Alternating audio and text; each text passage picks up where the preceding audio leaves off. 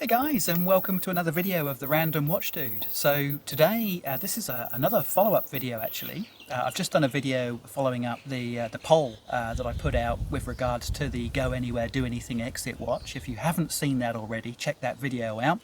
You guys voted absolutely without caution for the Rolex Submariner Date.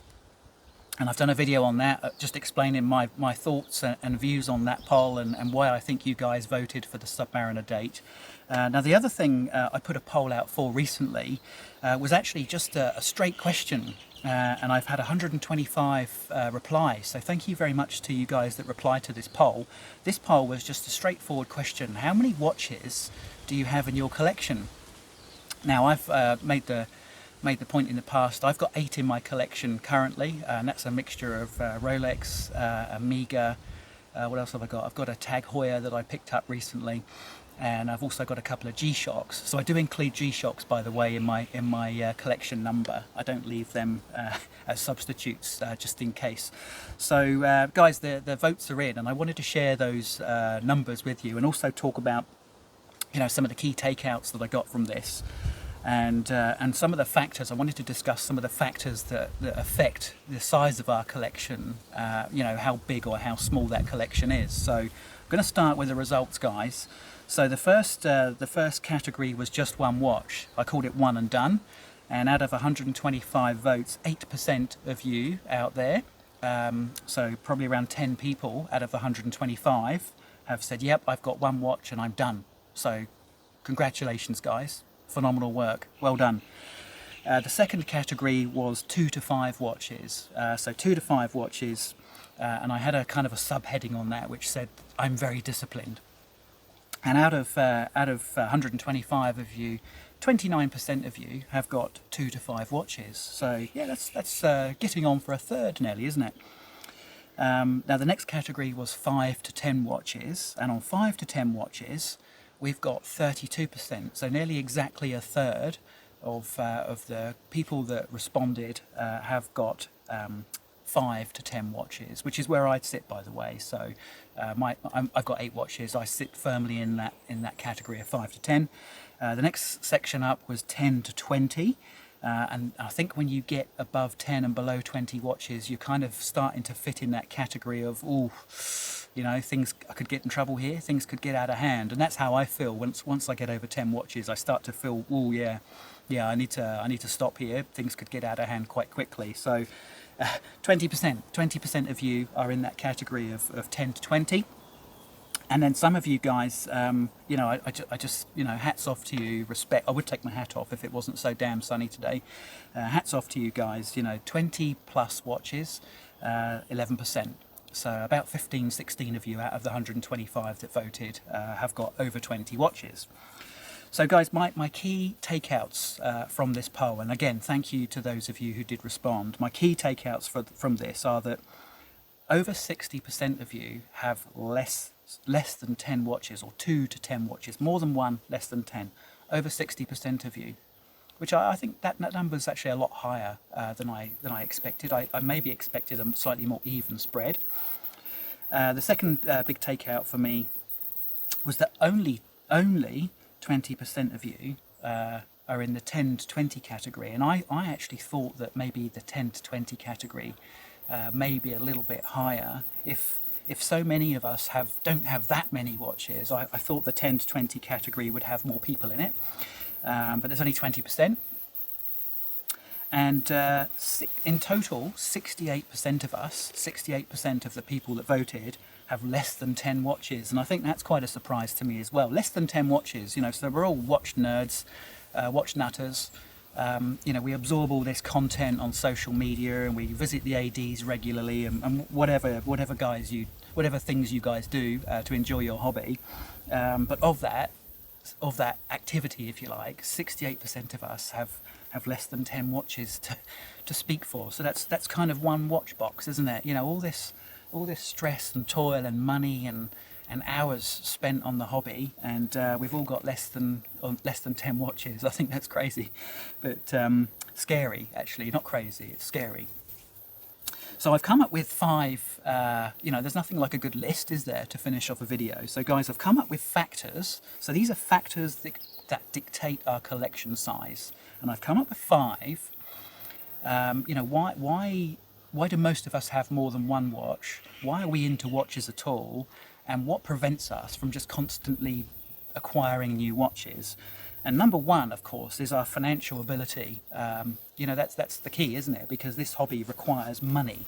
Unless you're, well, I don't know. I mean, unless you're a watchmaker, but no, you've still got to acquire parts and you've still got to assemble them. So we all have to go, to a retailer or to a private seller and hand them some money in return for an object for our hobby. So financial ability, to continue that or to expand your collection is quite often a reason not to. Number 2 is self-control.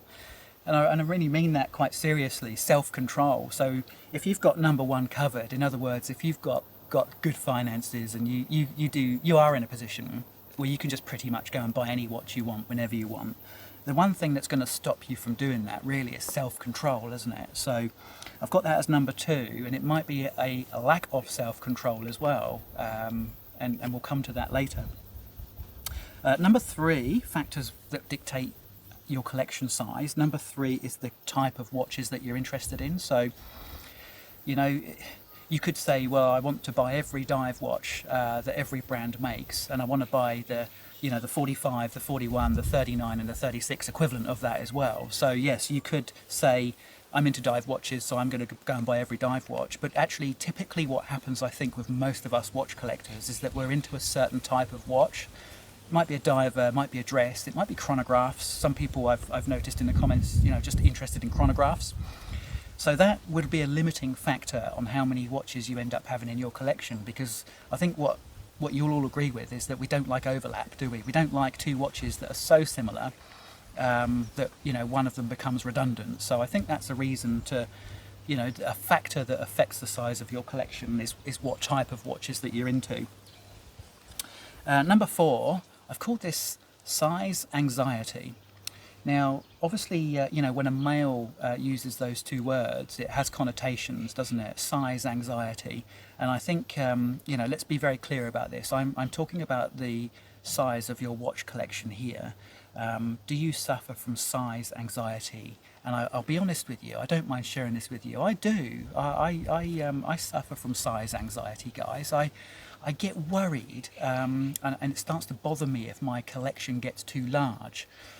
So I've discovered over the years that once I get to about 10 watches, in other words, once I'm in double figures, I start to get anxious. And when I say anxious, it starts to bother me that I'm not actually wearing all of these lovely watches often enough. And I've tied up all this money in this collection, and I'm only wearing that Tudor Pelagos. I'm only wearing it for a couple of days every 2 or 3 weeks, and so I keep winding it and setting it and wearing it for a day or 2, and then I get guilty that the Seamaster's not been worn for a couple of weeks, so I put the Pelagos back in the box and I pull the Seamaster out, and I get to a stage, guys, where if I've got too many watches in my collection, I get quite anxious about the watches I'm leaving behind. So because we only got, well, you've got 2 wrists, but you've only got one that you can put a watch on. I think there are some famous people that have been photographed wearing a watch on their left and their right wrist. I've never really considered leaving the house with a watch on my left and my right wrist. So on the premise that you can only wear one watch at a time, I get anxious if a particular watch has stayed in the watch box for too long. So that's a reason to limit the size of the collection, I think, unless you're collecting purely for investment purposes, in which case go for your life and put them all in the safe and just wear 2 or 3 as dailies, And finally, guys, and I think this is an important one to put on the table, factors that affect the size of our collection. I've got here peer pressure and social media. So I think it's fair to say, and this is not just the watch hobby, of course, this is any hobby and any interest you have, particularly when it comes to collecting things. The more exposure you give yourself to the hobby, the more people that you expose yourself to, if you excuse the turn of phrase there, the more people you expose yourself to who have a similar interest to you, the more likely you are to say, oh, that guy had a fantastic Zin on the other day and I've never bought a Zin before, I've never worn a Zin, so I'm going to go out and get a Zin because I really liked the look of that guy had on. And you know, I was watching a YouTube review the other day of the Tudor Black Bay 41, the new one, and oh, it looks great on that bracelet, doesn't it? And I don't need to go to the AD because I've watched a review on it on YouTube and it was easy. I sat there with my cup of tea and my biscuit, and in my head I spent $6,000. It's so easy, isn't it, to, you know, especially with social media, I think these days it's so easy to just go and throw your money at the screen and buy a watch on the internet. Very, very easy to do, and we've all been there and we all do it. And you know, there's a great deal of self-control required, and which goes back to my point number 2 about self-control. There's a great deal of self-control required, I think, in this hobby, to make sure that you don't just, you know, find it too easy to just buy watches because you can. And the exposure to social media, far more than peer pressure, I think, far more than people around you. I think your exposure to social media plays a massive part on the size of your watch collection, how much you spend, because to be quite frank, if you weren't watching the internet, if you didn't watch YouTube reviews and be a member of all these Facebook groups about different watches, you probably wouldn't have bought half the watches that are in your collection now. And that includes all the mistakes that you made as well. Let's be honest, we've all made a lot of watch buying mistakes because of social media and peer pressure. So that's reason number 5, guys. They're the 5 reasons I've come up with for what dictates and affects the size of our watch collection. And I'd really like to hear what your thoughts are on this as well. I'm going to be talking about some of these issues in a bit more detail over the next few videos as well. Just touching on the psychology of watch collecting and just sharing some thoughts and some experiences, really. So there's mine. Thank you again. Just going back to the start, this is a video to talk about, you know, this poll about how many watches are in your collection.